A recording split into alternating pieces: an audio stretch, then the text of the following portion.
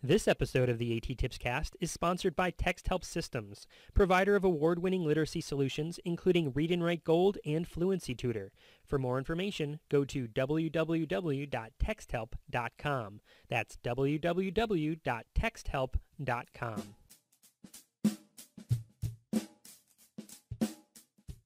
Welcome to the A.T.TIPSCAST, exploring and investigating the implementation of assistive technology in public schools. I'm your host, Chris Bouguet. This is episode number 64, recorded on November 1st, 2010. I've said before that I think in contemporary society, the skill of keyboarding and texting has become more important than that of handwriting. Don't get me wrong, I think that students should still practice handwriting, because it still is a necessary skill. After all, when you're typing or texting, you need to have some sort of device, but when you're writing, you only need something to write with and something to write on. In a way, handwriting is less restrictive than keyboarding or typing because one isn't reliant on a device. Even though keyboarding and texting are more prevalent and arguably more important, handwriting is still a necessary skill. There are plenty of times when an individual needs to be able to handwrite. Writing a quick note for a loved one, signing your name, writing down thoughts when access to a device isn't available. And, of course, if you're shot through a wormhole into a distant part of the universe and you don't know the alien technology. My name is John Crichton, an astronaut. 3 years ago, I got shot through a wormhole. I'm in a distant part of the universe, aboard this living ship of escaped prisoners. My friends, now all I want is to find a way home, to warn Earth. Look upward and share the wonders I've seen. If you aren't familiar with Commander John Crichton, then you haven't watched one of the best science fiction shows ever, Farscape. John Crichton, as you just heard, is an astronaut, and what's he got to do with handwriting? Well, let's jump through our own wormhole and find out by taking a look at A.T.TIP number 122.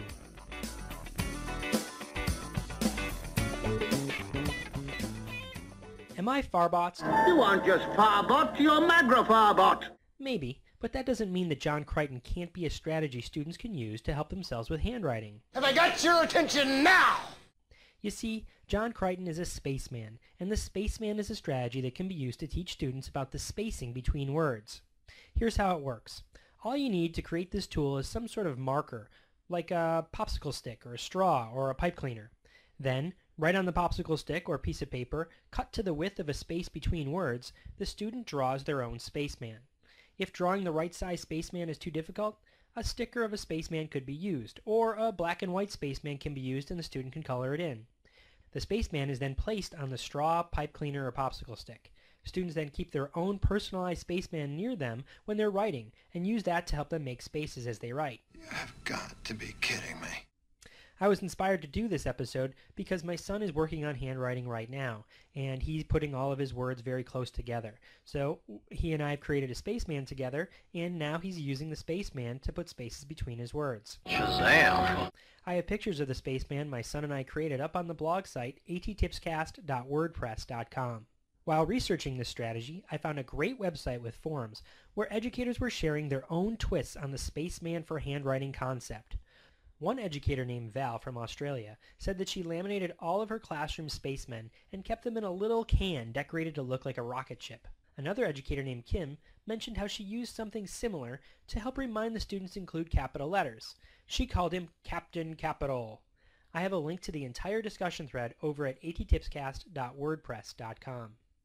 Now how about you? Do you have your own twist on the spaceman? If so, let me know. I'd love to hear about it. Share it by leaving a comment on the blog, on the Facebook site, or tweeting me at A.T.TIPSCAST. Or sending me an email at AT.TIPSCAST@gmail.com. I promise if your students use a spaceman, their handwriting won't get lost in space.